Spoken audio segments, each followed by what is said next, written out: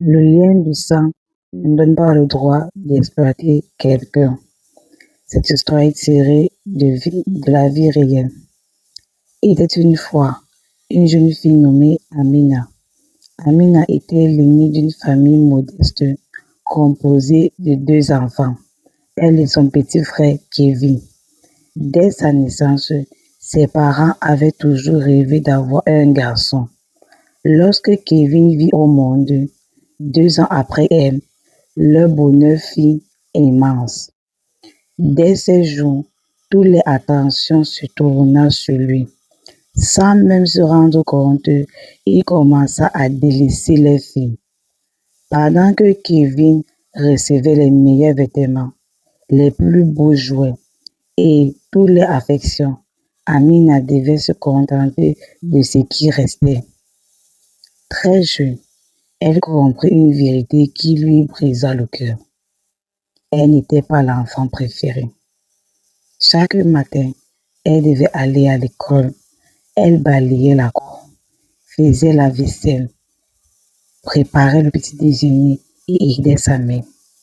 Kevin, lui, jouait dehors avec ses amis. Lorsque Amina osait demander pourquoi son frère ne participait jamais aux tâches ménagères, sa mère répondait toujours: c'est un garçon.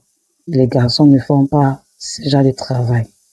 Son père ajouta: occupe-toi de tes affaires et laisse ton frère tranquille. Ces paroles faisaient mal, mais Amina ne répondait jamais. L'école, elle était une élève brillante. Ses professeurs l'admiraient. Ils voyaient son potentiel. Malheureusement, lorsqu'il fallait acheter des cahiers ou payer les frais scolaires, ses parents répondaient toujours: nous n'avons pas d'argent. Pourtant, quelques jours plus tard, Kevin recevait un nouveau téléphone, un vélo ou des vêtements ou des beaux cadeaux. Amine a compris qu'elle ne pouvait compter que sur elle-même. À seulement 12 ans, elle commença à vendre des beignets après l'école. Le week-end, elle aida des voisins à faire du ménage contre quelques pièces. Avec cet argent, elle acheta ses cahiers, ses stylos et parfois même son repas de midi. Personne ne la félicitait. Personne ne lui disait qu'il était fier d'elle. Malgré tout, elle continua. Chaque nuit, après avoir terminé les corvées de la maison, elle étudia pendant des heures sur une vieille lampe qui clignota sans cesse. Elle répétait souvent cette phrase: un jour, ma vie changera. Les années passèrent. Amina termina le lycée avec les meilleures notes de toute sa région. Grâce à son travail acharné, elle obtenu une bourse d'études. Ses parents ne l'accompagnaient même pas le jour de son départ. Sa mère lui dit simplement: débrouille-toi, nous avons Kevin à élever.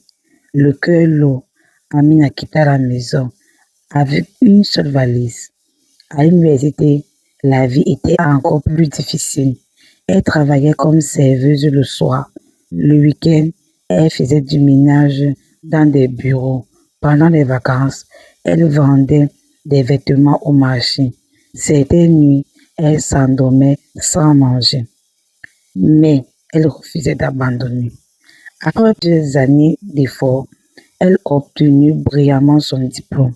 Elle trouva un premier emploi, économisa chaque centime, puis décida de créer sa propre entreprise. Les débuts furent compliqués. Plusieurs personnes se moquaient d'elle. Certains lui disaient qu'une femme ne réussit jamais dans les affaires, mais Amina continua. Elle travaillait parfois jusqu'à 2 heures du matin. Petit à petit, son entreprise grandit. Quelques années plus tard, elle était devenue l'une des entrepreneuses les plus respectées de son pays.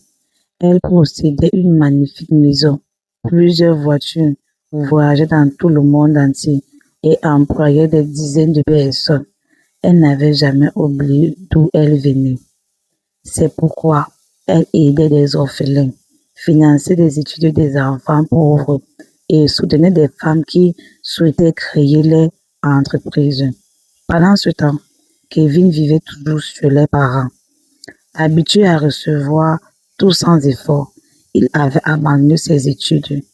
Il dépensait sans réfléchir dans des fêtes, des jeux et des paris sans cesse. Ses parents continuaient pourtant à lui protéger. Mais un jour, tout bascula. Kevin accumulait les dettes. Les créanciers frappaient chaque semaine à leur porte.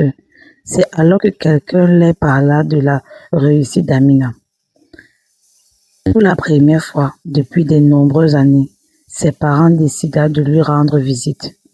Lorsqu'Amina ouvrit la porte de sa grande maison, elle fut surprise.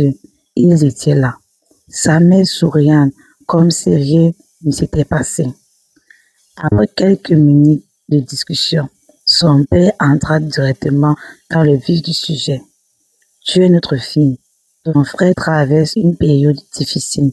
Tu dois lui acheter une maison, lui offrir une voiture, lui trouver un emploi et rembourser toutes ses dettes. C'est ton devoir. Amina resta silencieuse.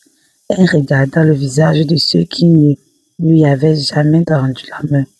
Puis, elle demanda calmement. Quand je pleurais parce que je n'avais pas de cahier, où étiez-vous? Quand je travaillais pendant que Kevin jouait, où étiez-vous? Quand je ne mangeais rien le soir à l'université, où étiez-vous? Quand j'avais besoin d'un père et d'une mère, où étiez-vous?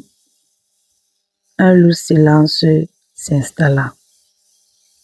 Sa mère plissa les yeux, mais son père répondit avec colère. Tu oublies que nous sommes tes parents. Tu nous dois le respect.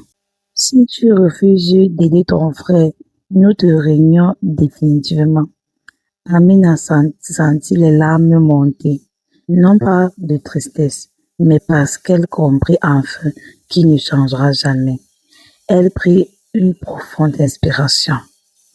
Puis répondit calmement, vous m'avez régné il y a bien longtemps, pas avec des paroles, mais avec vos actes.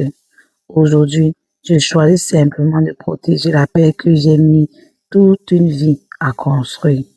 Je continuerai d'aider ceux qui veulent se battre pour leur avenir, mais je ne financerai pas les erreurs d'une personne qui refuse d'assumer ses responsabilités. Je vous souhaite sincèrement le meilleur, mais ma décision est définitive. Elle ouvrit la porte. Ses parents partirent frustrés et en colère. Amina les regardait s'éloigner une dernière fois. Puis elle referma doucement la porte. Elle ne les revit plus jamais. Les années passaient. Son entreprise continua de grandir. Sa fondation permit à des milliers d'enfants défavorisés d'aller à l'école. Beaucoup de jeunes eurent les diplômes, eurent les premiers emplois grâce à elle.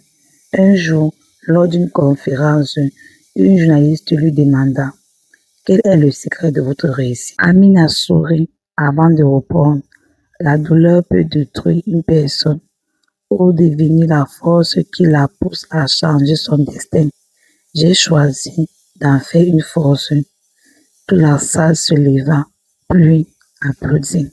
Ce jour-là, Amina a compris que sa plus grande victoire n'était ni son argent, ni sa célébrité.